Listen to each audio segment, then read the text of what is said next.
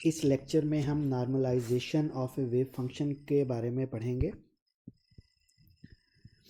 हमें पता है कि statistical interpretation of wave function जो है उसके मुताबिक psi x t modulus square जो है ये प्रोबेबिलिटी डेंसिटी होती है किसी भी पार्टिकल को फाइंड करने की किसी एक पॉइंट एक्स के ऊपर और टाइम टी के ऊपर। तो इसका मतलब है कि ये तो किसी एक्स पॉइंट और टी टाइम के ऊपर प्रोबेबिलिटी है।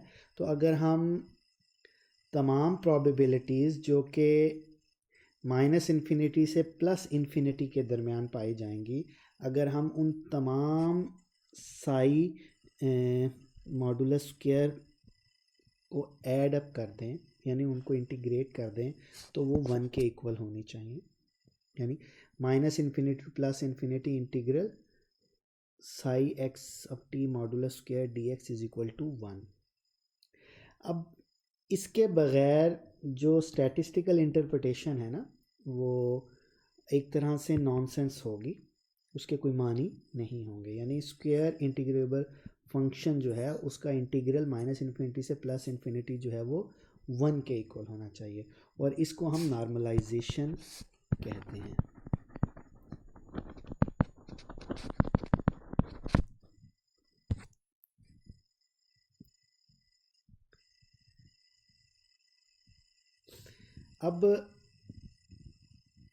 अब ये चीज़ आपको डिस्टर्ब कर रही होगी कि हम नॉर्मलाइज क्यों कर रहे हैं और ये सम क्यों 1 के इक्वल होना चाहिए। तो अब वेव फंक्शन जो है वो हम सपोज करते हैं कि श्रोडिंगर वेव इक्वेशन से हम डिटरमिन कर सकते हैं। तो हम कोई कंडीशन तो नहीं लगा सकते उसके ऊपर कि वो कंसिस्टेंट है कि नहीं, लेकिन अगर हम श्रोडिंगर वेव इक्वेशन को देखें तो हमें पता चलेगा कि अगर साई ऑफ एक्स टी जो है, ठीक है, ये सोल्यूशन है, तो किसी कांस्टेंट से अगर ये साई मल्टीप्लाई होगा तो वो भी सोल्यूशन होगा इस श्रोडिंगर इक्वेशन का। अब जहन में रहे कि ए जो है ये कांस्टेंट है, लेकिन ये कॉम्प्लेक्स भी है, कॉम्प्लेक्स नंबर भी हो सकता है। तो अब अगर साई एक्स टी जो है वो सोल्यूशन है श्रोडिंगर इक्वेशन का, तो फिर ए साई एक्स टी भी सोल्यूशन होगा।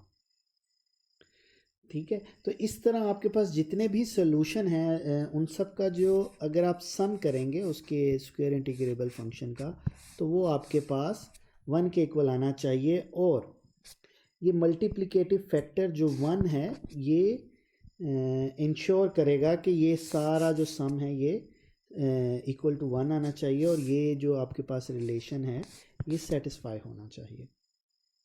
अब ये जो प्रोसेस है कि ये रिलेशन सेटिस्फाई हो, यानी minus infinity to plus infinity psi x of t modulus square d x is equal to 1 होना चाहिए, ये नॉर्मलाइजिंग द वेव फंक्शन कहलाता है।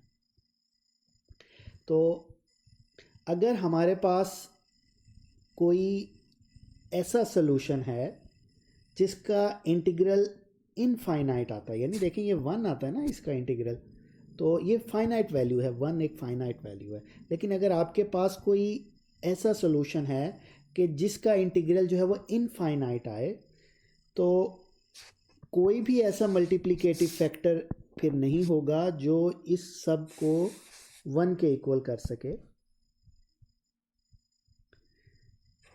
तो ऐसा ही अगर साइज 0 है उसके लिए भी होगा। तो ऐसे सॉल्यूशंस को हम नॉन नॉर्मलाइजेबल सॉल्यूशन कहेंगे, और नॉन नॉर्मलाइजेबल सॉल्यूशन जो हैं वो पार्टिकल्स को रिप्रेजेंट नहीं करते, हम उनको स्ट्रेट फॉरवर्डली रिजेक्ट कर देंगे। तो इससे क्या मतलब हुआ कि जितने भी सॉल्यूशन हैं वो स्क्वायर इंटीग्रेबल होने चाहिए और वो नॉर्मलाइजेबल भी होने चाहिए। स्क्वायर इंटीग्रेबल हों और वो नॉर्मलाइजेबल भी हों, तो वही सोल्यूशन जो है वो पार्टिकल्स को रिप्रेजेंट करते हैं और उन्हीं को हम एक्सेप्ट करते हैं। चलें इसको थोड़ा सा मैं ग्राफिकली आपको एक्सप्लेन करता हूँ। लेट्स सपोज कि हमारे पास एक ये ग्राफ है, ठीक है, इसमें ये एक फंक्शन यहाँ से इधर जा रहा है और एक फंक्शन ये इस साइड को जा रहा है। ये आपके पास कोई साई ऑफ एक्स टी का ग्राफ है। अगर आप Sai square of x T ले लें, ठीक है, तो क्या होगा, इस साइड का जो ये इतना पार्ट है इसका जब आप स्क्वायर लेंगे तो वो स्क्वायर ऑलमोस्ट ऐसा ही आएगा। जब आप इस नेगेटिव पार्ट का स्क्वायर लेंगे, ये वाला जो नेगेटिव पार्ट है, तो वो पॉजिटिव होके वो इधर आ जाएगा। तो अब इसका जो Sai of x t square का ग्राफ है वो आपके पास ऐसा आएगा। अब आप देखेंगे कि जब आप इसको इंटीग्रेट करते हैं -∞ टू +∞ और Sai of x t modulus square d x, तो ये 1 के इक्वल नहीं आता। लेकिन इसके बरक्स अगर आपके पास कोई ऐसा ग्राफ है, लेट्स सपोज के, तो ये साई ऑफ एक्स टी है, तो जब आप इसका Sai square of x T निकालेंगे, ठीक है, तो लेट्स सपोज, तो वो भी ऑलमोस्ट ऐसा ही आएगा।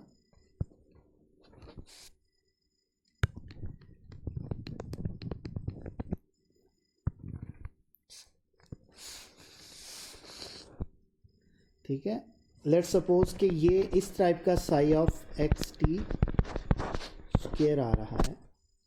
तो अब देखें, जब आप इसको इंटीग्रेट करेंगे, इस ग्राफ को, जो कि Sai of x Sai x t modulus square है, तो ये आप देखेंगे कि -∞ से +∞ पे अगर जब आप इसको लेकर जाएंगे तो ये आपका हमेशा 1 के इक्वल आएगा, जबकि ये वाला जो है वो 1 के इक्वल नहीं आएगा और ये वाला जो है वो 1 के इक्वल आएगा।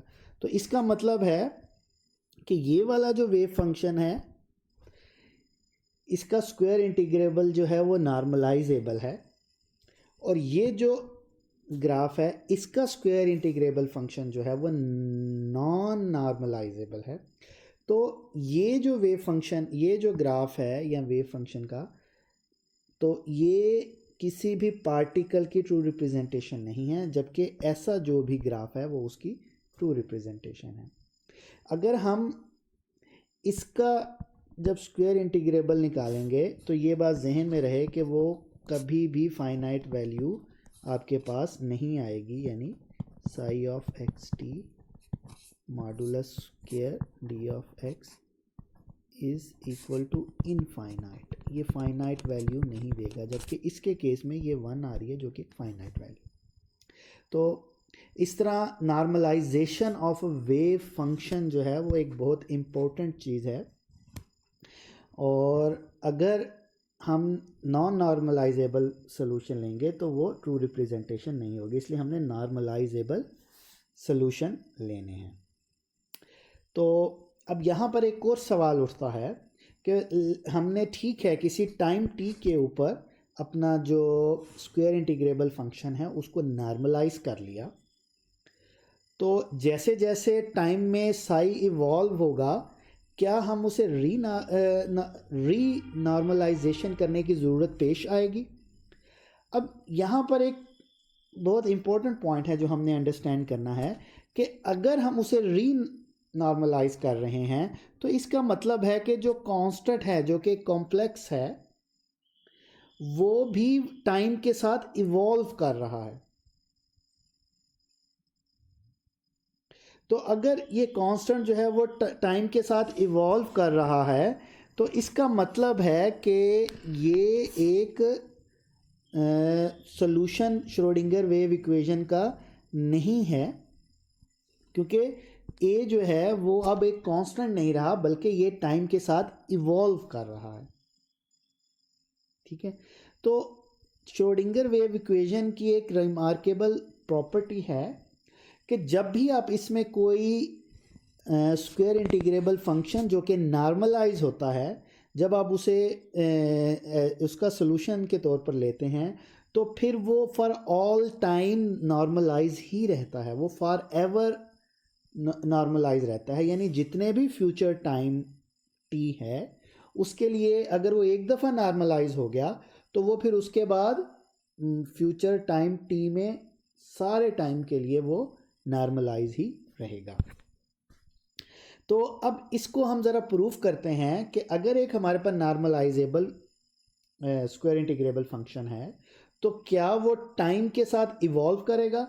अगर वो टाइम के साथ इवॉल्व करेगा तो वो नॉर्मलाइजेबल स्क्वायर इंटीग्रेबल फंक्शन ही नहीं है, और अगर वो टाइम के साथ इवॉल्व नहीं करेगा तो इट मीन्स कि वो कांस्टेंट रहेगा।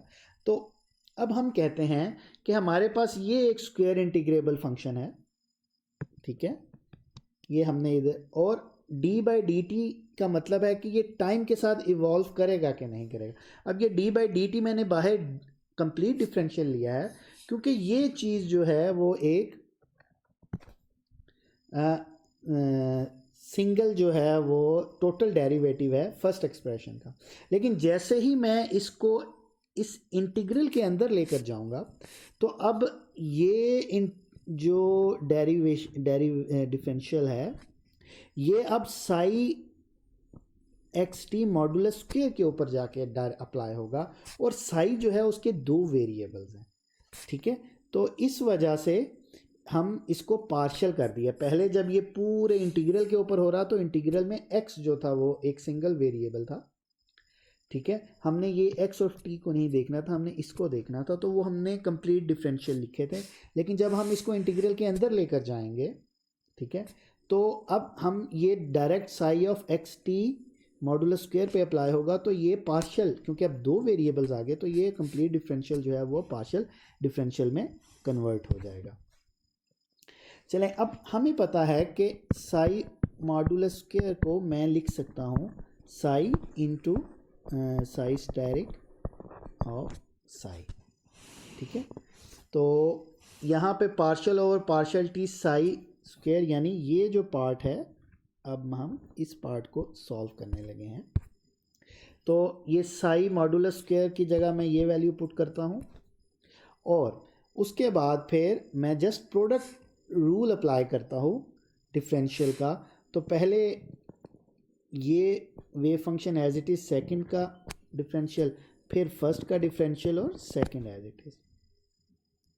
अब मैं अगर इसको partial t over modulus square को, अब हमारे पास जो श्रोडिंगर इक्वेशन है वो ये है, ठीक है।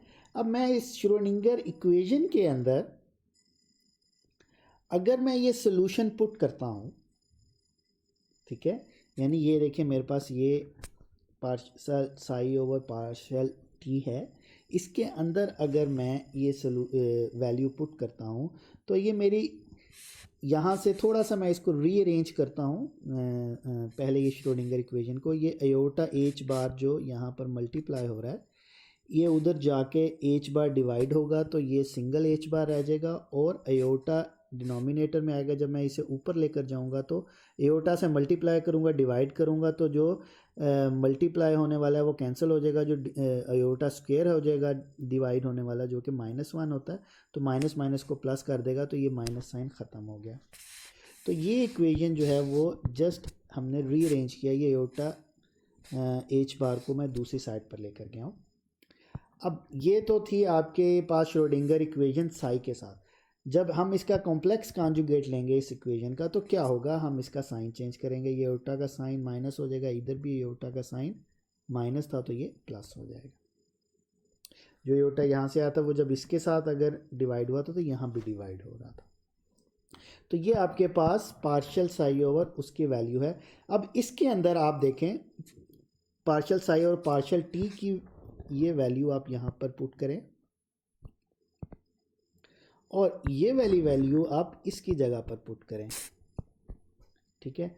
तो जब ये वैल्यूज़ आप इसकी जगह पर पुट करेंगे तो आप देखेंगे इसमें एयोटा ओवर एच बार, इधर aorta h bar over 2m, ये चीज़ें कांस्टेंट हैं, तो ये और ये चीज़ें आप इधर बाहर कांस्टेंट के तौर पर निकाल रहे हैं, यानी partial over partial t psi modulus square is equal to iota over h bar, ये कॉमन लेके divided by 2m into psi asterisk partial square psi over partial x square minus partial square psi star over partial x square into psi आ गया। ये चीज़ common आ गई आपके पास। अब इसमें से आप ये पार्शियल का सेकंड डेरिवेटिव है पार्शियल ओवर पार्शियल एक्स का, तो आप एक कॉमन ले लें तो वो बाहर आ जाएगा और अंदर वही चीज़ रह जाएगी कि चूँकि दोनों टर्म में है तो आप इजीली कॉमन ले सकते हैं और ये बाहर आ गया, ये कॉमन ले लिया, अंदर सिंगल डेरिवेशन डिफरेंशियल रह गया, सॉरी। ठीक है, अब आप इस इक्वेशन को इंटीग्रेट कर लें। अब ये बात जहन में रखें कि ये इसकी वैल्यू आप वापस ओरिजिनल इसके अंदर पुट करें, इसकी वैल्यू जो है अब वो ये बन चुकी है। इसको अगर आप ओरिजिनल जो इक्वेशन थी स्टार्टिंग उसके अंदर पुट करें, ये वाली वैल्यू अगर आप देखें तो इसको हमने इसके इक्वल लिखा था, तो यहाँ पर आप पुट करेंगे वैल्यू। तो आप जब ने ये वैल्यू पुट की तो ये इंटीग्रल है, इंटीग्रल इस डिफरेंशियल से कैंसिल हो जाएगा, तो iota h bar over 2m psi star partial psi over partial x minus partial psi asterisk over partial x और साई इंटू, अब ये चूँकि सोल्यूशन है डिफरेंशियल इंटीग्रल से कैंसिल हो गया तो सोल्यूशन है, तो हम यहाँ पर लिमिट्स पुट कर देंगे minus infinity to plus infinity. अब एक अहम बात जो यहाँ पर हमें अंडरस्टैंड करने की है, हमारे पास अब ये जो है वो सोल्यूशन एक तरह से उस इस डिफरेंशियल का आ रहा है कि इसमें साई ऑफ एक्स टी है, वो जैसे ही आप इन्फिनिटी पर जाएंगे तो वो ज़ीरो हो जाएगा, और अगर वो इन्फिनिटी के ऊपर ज़ीरो नहीं होगा तो इट मीन्स के जो वेव फंक्शन है वो नॉर्मलाइजेबल नहीं है। यानी साई ऑफ एक्स टी को जब आप इसमें प्लस इन्फिनिटी अगर पुट करेंगे तो ये ज़ीरो हो जाएगा, जब इसकी जगह इसका आप प्लस इन्फिनिटी और इसी तरह जब माइनस इन्फिनिटी पुट करेंगे तो ये ज़ीरो के इक्वल आ जाएगा। तो ये पूरी टर्म प्लस और माइनस पे, ये देखें ना, आपने दो ही वैल्यू पुट करनी है आपने इस, अगर इन लिमिट्स को अगर आप ओपन करें प्लस और माइनस, तो ये दोनों दो आपके पास वैल्यूज़ आएंगी, उन दोनों के लिए ये ज़ीरो हो जाएगा, तो आपके पास ज़ीरो माइनस ज़ीरो आ जाएगा, तो आपके पास ये वाला जो डिफरेंशियल है वो ज़ीरो के इक्वल आ जाएगा। अब जो स्टार्ट में हमने कंप्लीट डिफरेंशियल लिया था जिसको हम देख रहे थे कि क्या ये चीज़ टाइम के साथ इवॉल्व कर रही है, हमने देखा कि वो ज़ीरो के इक्वल आ गई है। ज़ीरो के इक्वल आने का मतलब ये है कि ये चीज़ कोई फाइनाइट वैल्यू रखती थी, जब हमने उसका with respect to time derivative लिया तो फाइनाइट वैल्यू यानी कोई कांस्टेंट वैल्यू है, उसका कांस्टेंट का जो डिफरेंशियल होता है वो ज़ीरो होता है, तो हमारे पास ये ज़ीरो वैल्यू आ गई। इट मीन्स के हमारे पास जो ये नॉर्मलाइजेबल सोल्यूशन था, ठीक है, श्रोडिंगर इक्वेशन का, वो टाइम के साथ इवॉल्व नहीं कर रहा बल्कि इंडिपेंडेंट ऑफ टाइम है। तो अगर आपके पास साई जो है वो नॉर्मलाइज है टी ज़ीरो के ऊपर, तो वो हमेशा नॉर्मलाइज रहेगा फॉर ऑल फ्यूचर टाइम। ठीक है, तो यहाँ से हमें दो इम्पोर्टेंट पॉइंट जो हैं वो इस लेक्चर से हमने अंडरस्टैंड करने हैं। नंबर वन, ओनली दो solution are possible which have where psi is normalizable, और second, psi will remain normalize। अगर ये एक दफ़ा नॉर्मलाइज हो गया तो फिर ये future time, for all future time के लिए ये नॉर्मलाइजेबल ही रहेगा, normalise for all future time.